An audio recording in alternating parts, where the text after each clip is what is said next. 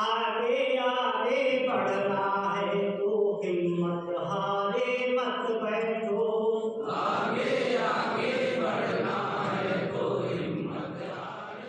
नमस्कार दोस्तों, मैं हूं गीता खबलहरिया से। इस समय मैं मौजूद हूं कालीगढ़ के रुचि गार्डन में, जहां पर मित्र बुंदेलखंड संस्था द्वारा 2 दिवसीय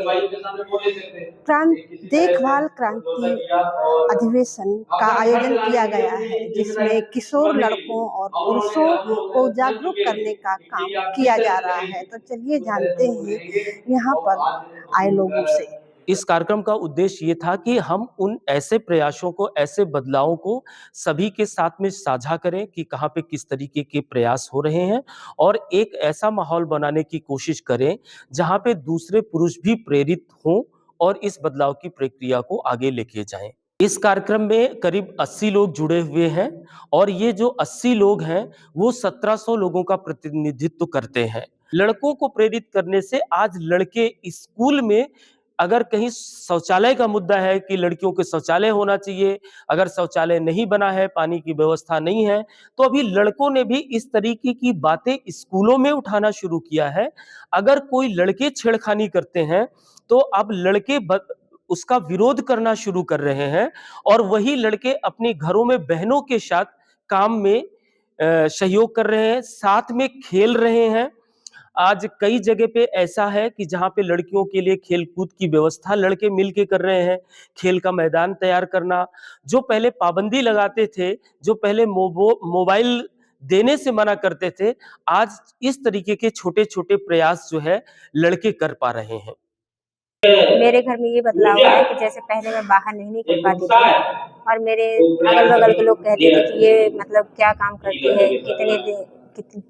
कितने देर से मतलब आती है घर में। तो फिर मेरे पति को मैंने बताया जब कि मैं इस संस्था में काम कर रही हूँ और वहाँ इतने बजे तक मुझे काम करना पड़ता है। फिर उन्होंने लोगों को समझाया और हमारे गाँव के जो प्रधान जी हैं उन्होंने बताया कि मित्र बुंदेलखंड का जो है आने जाने में टाइम हो जाता है। अब लोग कहने लगे हैं कि मतलब कोई उनको दिक्कत नहीं होती है। को भी इस बताया, हिसाब से कुछ लोग अभी सब अभी परिवर्तन कर रहे हैं कि हाँ वो कुछ क्षेत्र में काम जाने करेगी से तो डरते भविष्य हैं हो गया है या तो तो कुछ काम संकोच करेगी। होता है।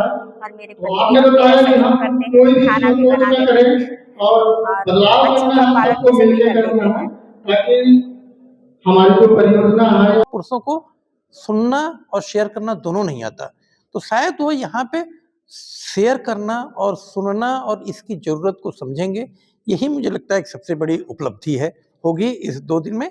पुरुष को लगता है कि वो घर चलाने वाले हैं और पूरी अभी जेंडर स्टीरियो रोल बदल गए हैं।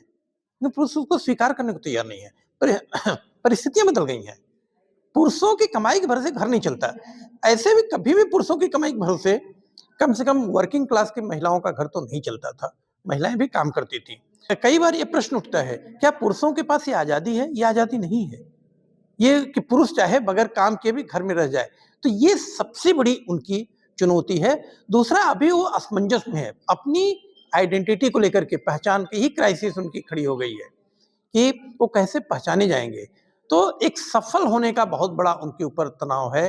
क्योंकि वो असफलता को जानते नहीं है मैनेज करना, तो इसलिए वो बहुत आत्महत्या कर रहे हैं, बहुत जल्दी से वो नशा में चले जा रहे हैं, वो आक्रामक गैंग को जॉइन कर रहे हैं। तो इस तरीके की चुनौतियाँ आ रही हैं, लेकिन पुरुषों के सामने सबसे बड़ी चुनौती यही है कि उनको लगता है कि रोज़गार नहीं मिले तो उनका क्या होगा?